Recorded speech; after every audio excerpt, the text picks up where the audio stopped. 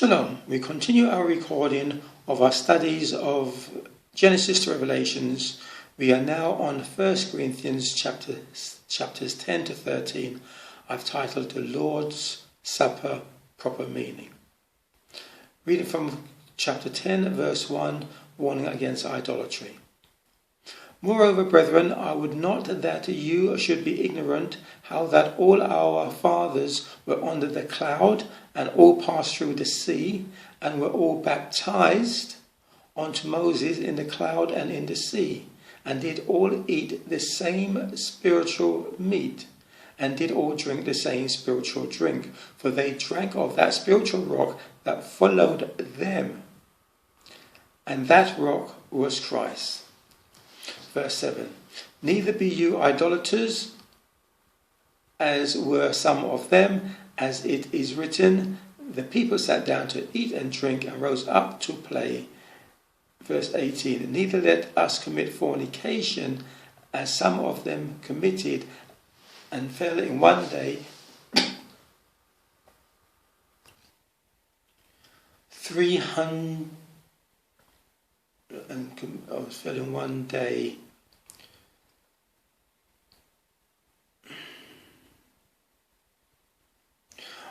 23,000. So this is when Moses came down from the mount, saw them doing false worship, and God wanted to kill them. So here we see a proper understanding of fornication, unlike yesterday's Corinthians chapter 5, which implies between man and woman. Here it is definitely to do with false God worship, as I mentioned in yesterday's studies. Now we see Christ did not start in the New Testament, as it says in verse 4, and all did drink of the same spiritual drink, for they drank of that spiritual rock that followed them. So the rock that followed them, showing them the way, the pillar of fire and the cloud. And it does say in Genesis that God will send them to show them the way, an angel to show them the way. So Christ was in the Old Testament.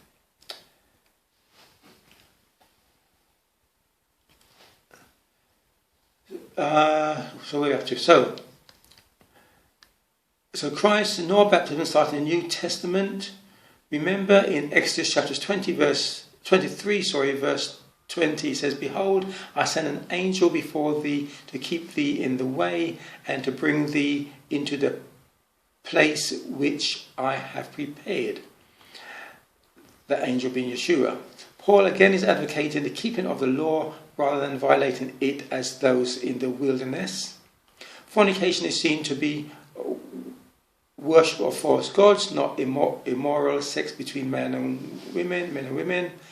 The event which Paul refers to in the ones who fell 3 and 20,000 is in Numbers chapters 25 verse 2. He says, And they called the people out unto the sacrifices of their gods, and the people did eat and bow down to their gods. And Israel joined himself to Baal Peor, and the anger of Yahweh was kindled against Israel. Verse 5, And Moses said unto the judges of Israel, Slay ye every one his men that were joined unto Baal Peor. Verse 9, And those that died in the plague were 24,000.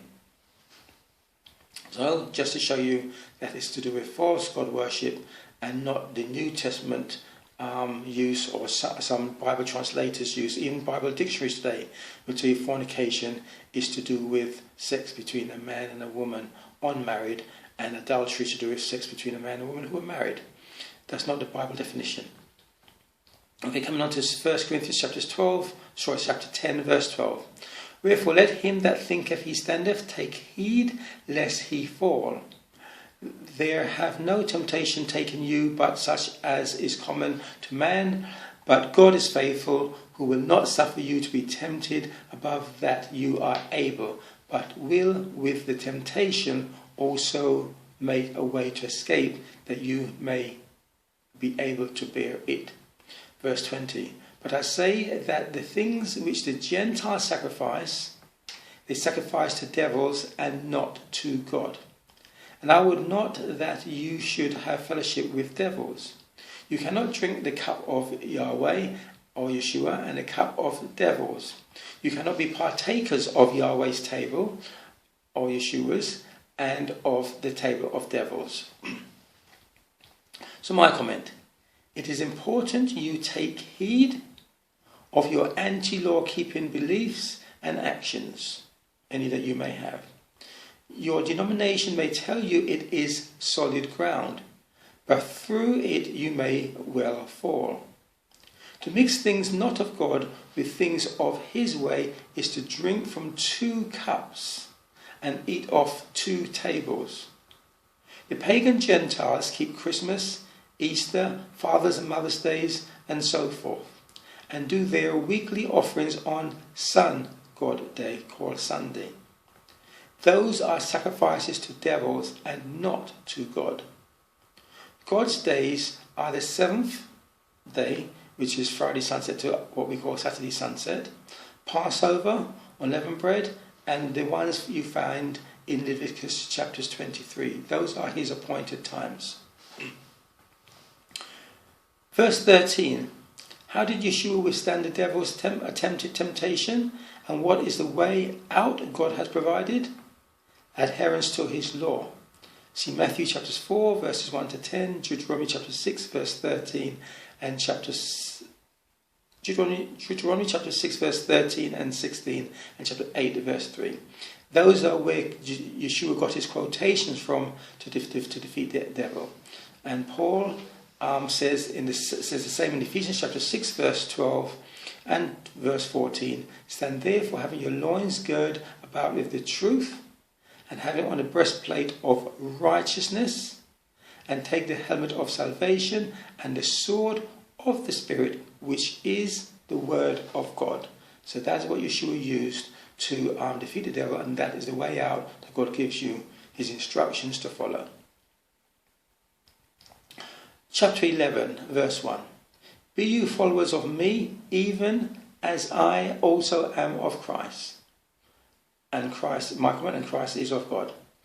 Verse 2. Now I praise you, brethren, that you remember me in all things, and keep the ordinances as I delivered them to you. Verse 3. But I would have you know that the head of every man is Christ, and the head of the woman is man, and the head of Christ is God.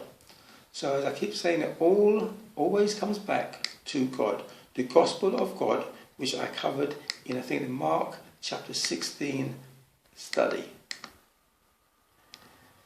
So we come on to the Lord's Supper, which is properly called the Passover, what the Christians or today is called the Lord's Supper. Chapter 11, verse 23. For I have received of the Lord that which also I delivered unto you, that the Lord Yeshua, the same night in which he was betrayed, took bread.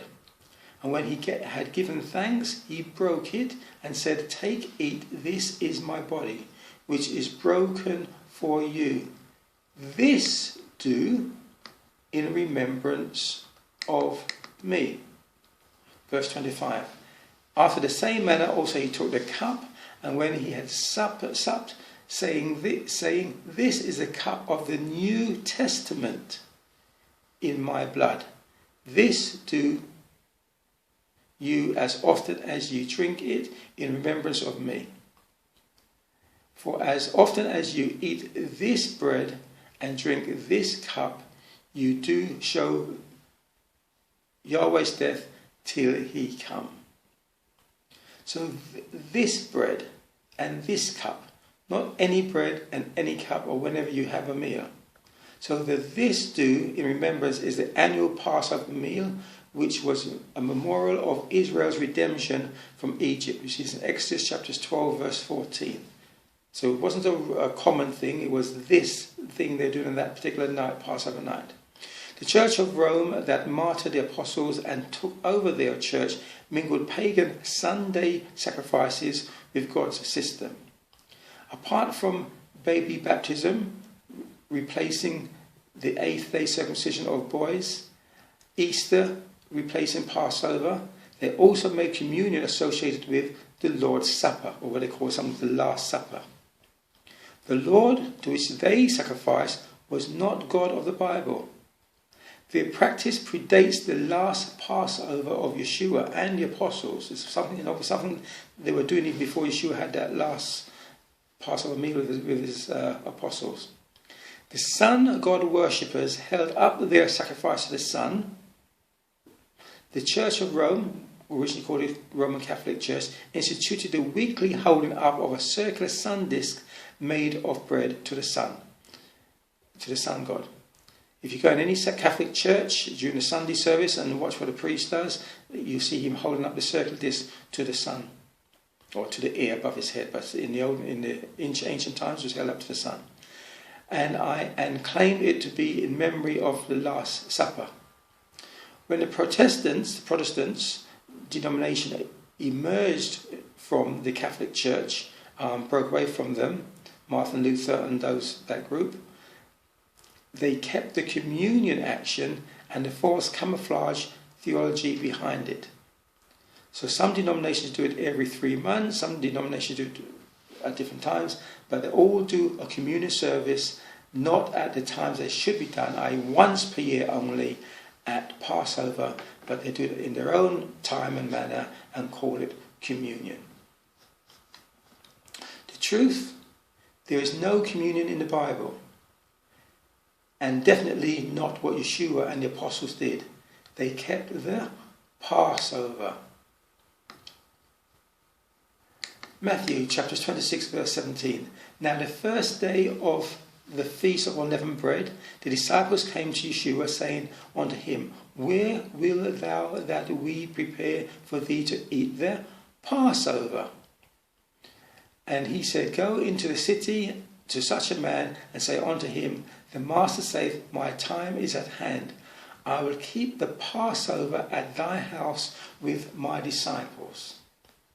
So they kept it as an annual memorial as instructed by God in the Old Testament.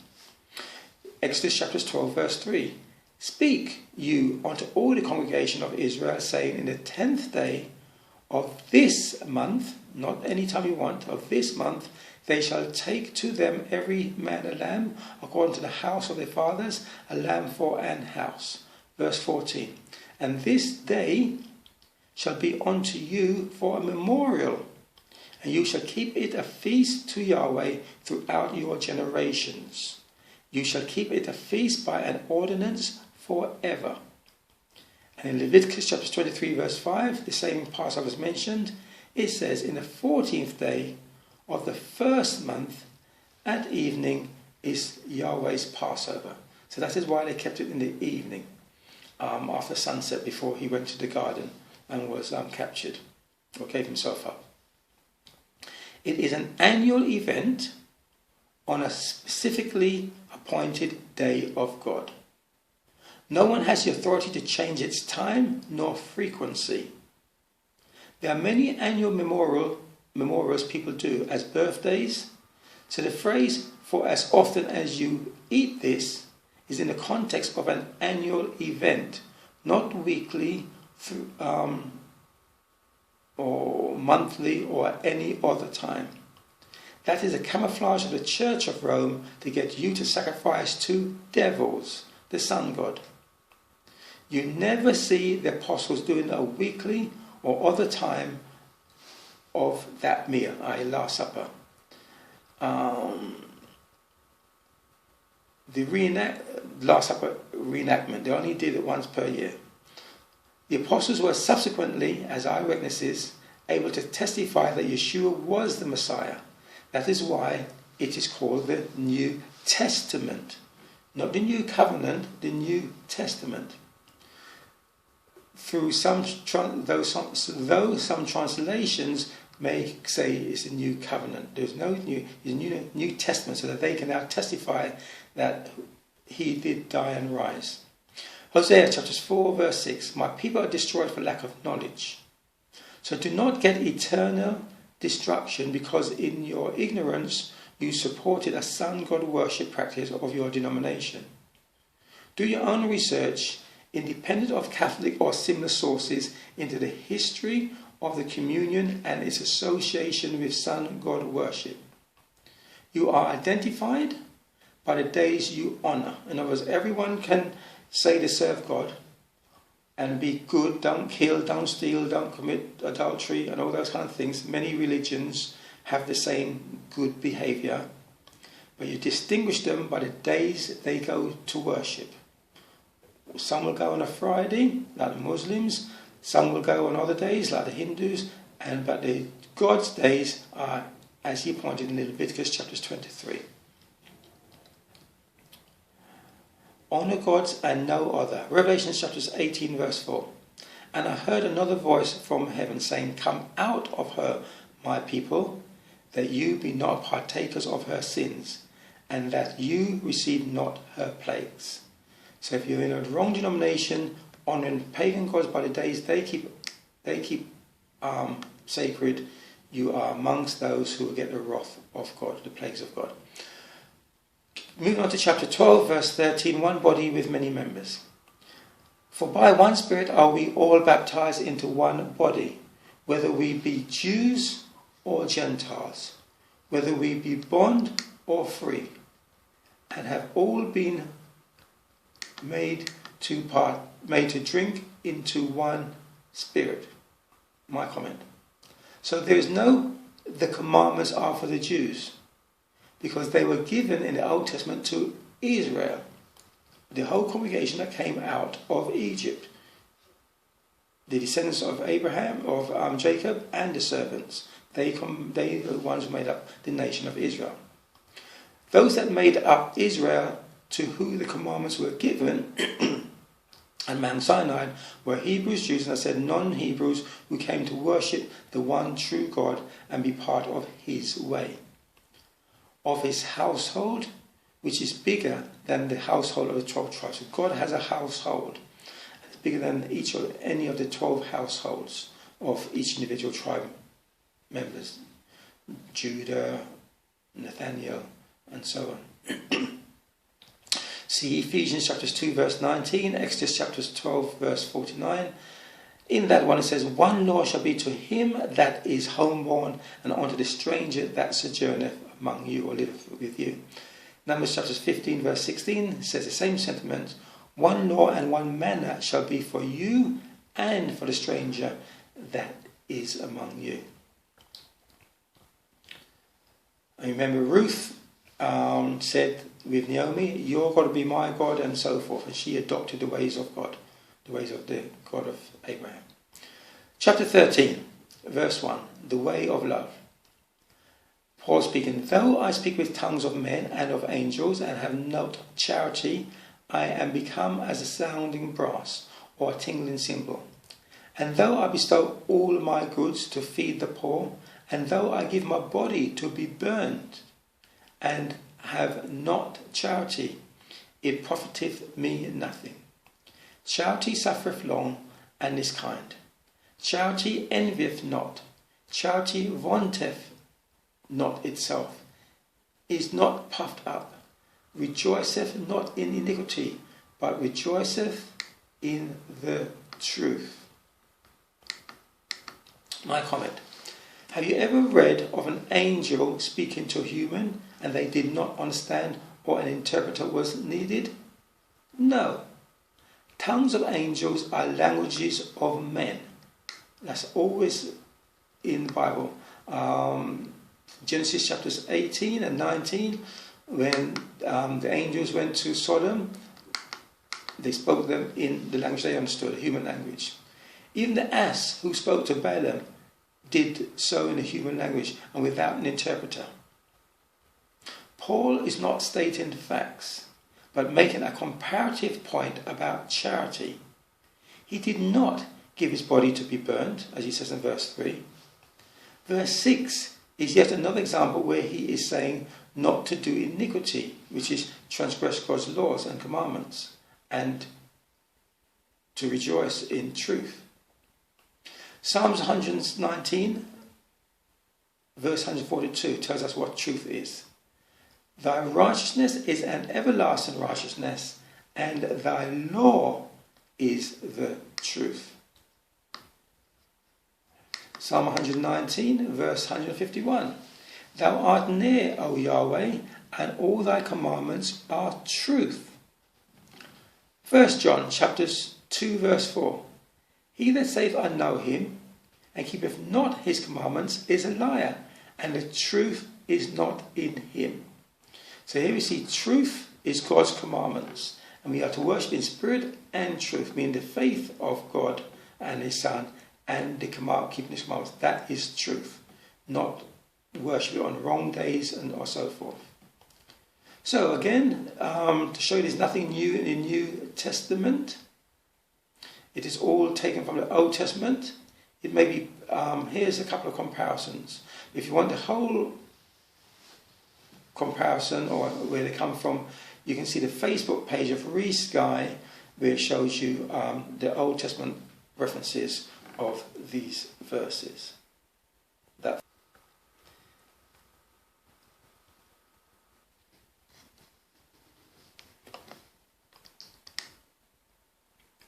So you can pause the video, look up the Old Testament references. You can cut and paste it into a Word document if you so wish. Shalom until tomorrow, God willing.